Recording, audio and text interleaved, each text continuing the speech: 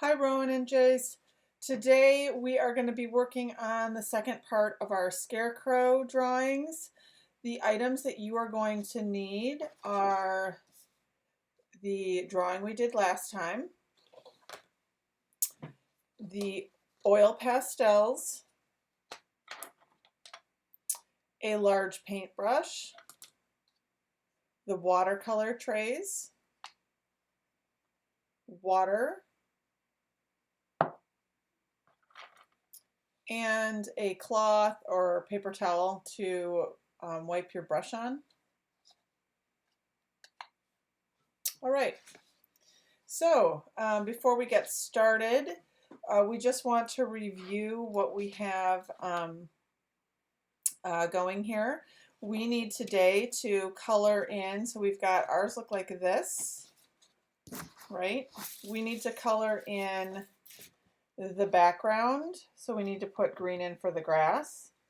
You need to take your plaid and draw in. You're going to choose a color scheme of 2 colors that you're going to do the shirt in, and you're going to do the same thing. Choose 2 different colors for the hat. We need to fill in the beak of our bird, our crow, and add the hay and straw, coming out of the sleeves. So we're going to do that first. We also need to do the nose and the eyes. We're going to do that first, and then we'll do the watercolor. First thing I'm going to do is the grass.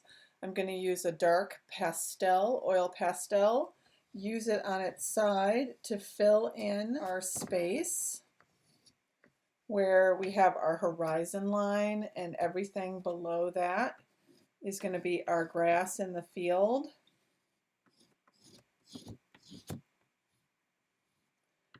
I recommend that you use 1 green and then you go over it with the lighter or darker green.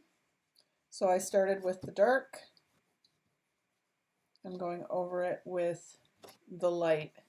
And you can see that just makes it a little bit darker.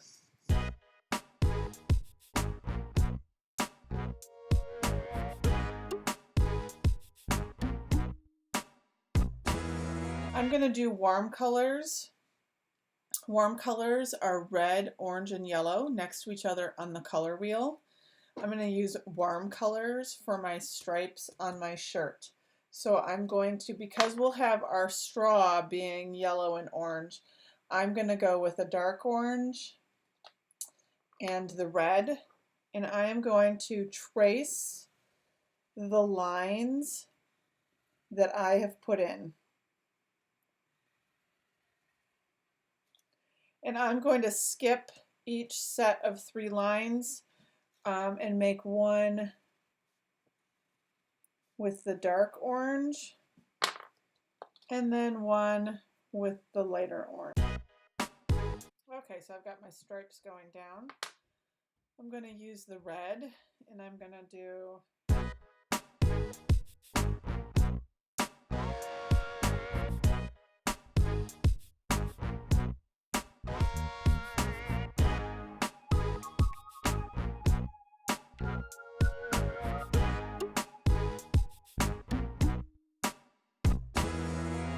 I am going to take my yellow, and for the fun of it, I'm going to fill in some of the spaces with yellow to make a really nice plaid.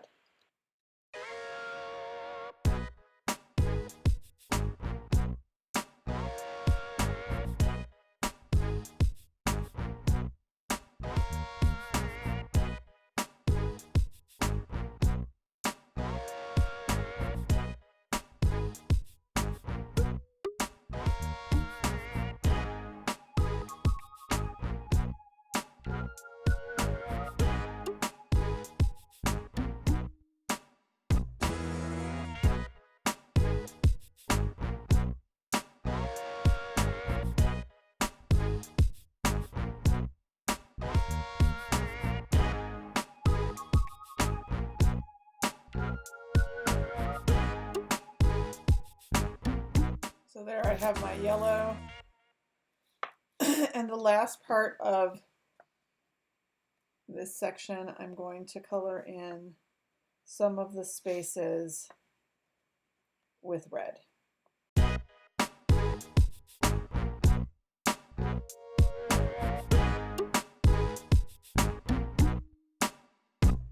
you can see still most of my shirt is white, but I'm just using all of the lines to help me figure out how to color in some of these spaces. There you have it. We're going to take our yellow and orange, and we're going to go ahead and make lines that stick out so they're the straw, and we're going to put that all the way down by our Scarecrow's neck and all around his face. I'm going to go in with my light orange yellow and do the same thing. Next, we're going to color in our face. I suggest you either use, so I would suggest you use a pink or the skin color pastels. And for the buttons, I'm going to go blue and then do it on its side so it's not so dark. I'm going in with my other blue. And I think I'll make his other eye orange, the other button. So now he's got two different colored eyes. So for our hat, I'm going to flip it upside down so it's easier to reach. And you can see it. I'm going to choose two different colors. As you can see on this one, Mr. Wanners, he used two different kinds of purple. And see how nicely filled in where you can hardly see any white? That's basically what we want to do. I'm going to actually choose the same colors. So I'm going to go in with a dark purple. So you can choose whatever two colors you want, but they should be different than the shirt. Now I have a cowboy hat, so I'm doing the part that goes underneath, and I'm filling it in so it's really solid. And then I'm going to take my lighter purple. I'll use that on its side to start with. I'm going to fill it in, and then I'm going to use it on its point. All right. You can see I went off the edge a little bit, but that happens sometimes. The next thing we're going to do is we're going to put in the sky. Oh, before we do that, we have to do the beak. You want to get a nice orange. I'm going to use my darker orange, and I'm just going to fill that in. All right. So we're going to do the sky. We're going to be doing that with a watercolor wash. So you can see we're going to get underneath the arms, around the bird, up through the top. And you can see we have a dark blue and a light blue watercolor. You're going to do that by getting, you have two different blues. You're going to do that by getting them very wet. You're going to get in there in your little palette until there's enough water to push around. That's the lighter blue. So you can see you have to probably keep adding water. Mine was already wet, so I only had to add it a couple times. But you want to have a big brush so it holds a lot of water so that it'll make your paint really wet. We're going to do a wash. That means you're going to put a light coat of paint on and you're going to spread it with your brush. So I've got my brush. So I'm going to wipe that on the space in my painting. And this is that was a lot of pigment, so that's pretty dark. So now I'm going to dip my brush in water And I didn't add more paint. I'm just pulling the paint up from where I first put it, so I can scoop it up, and I'm spreading it over here. And I'm adding water. And what you will start to notice is wherever you had those oil pastels, they are resisting the watercolor. I still haven't had to pick up, I haven't had to get my brush in to the paint yet, because you can see I keep pulling it up, the paint with the water. So I am going to dip it back in the watercolor. You can see how dark that came. I'm going to go up around his hat. Now I'm just going to add some more water, not any more paint. I'm going to spread out the paint I already have. I love doing these washes because it's fun to watch what happens when you drop water on there. It spreads out the pigment really nicely. So you want to get all around your hat. I dipped it in again for this side. And I'm going to be spreading that around. And I'm just adding water to the paint that I already have on the surface.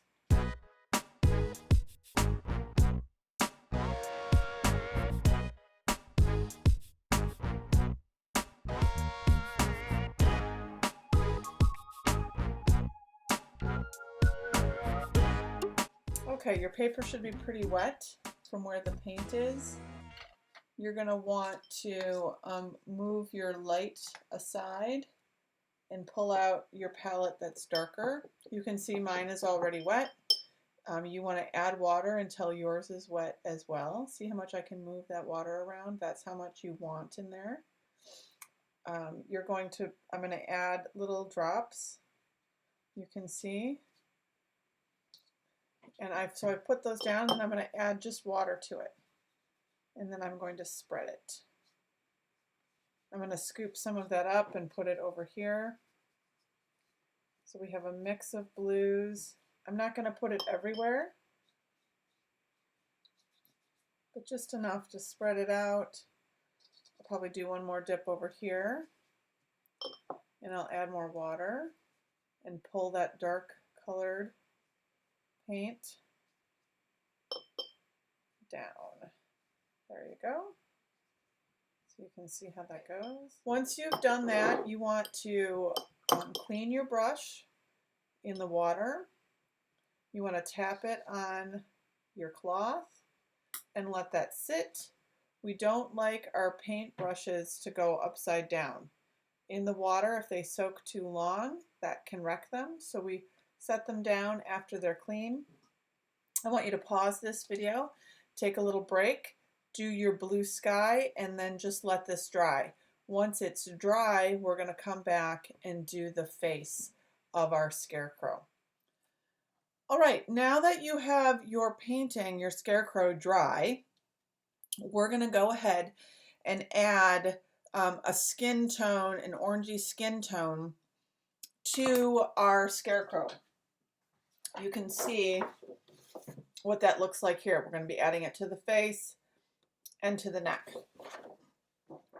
I do not have an orange little palette like you do, but I have clean water now, and I've got a little bit of orange paint watercolor that's here. I'm going to get that wet, and you can see that it's spreading a little bit, but I'm going to need quite a bit more water.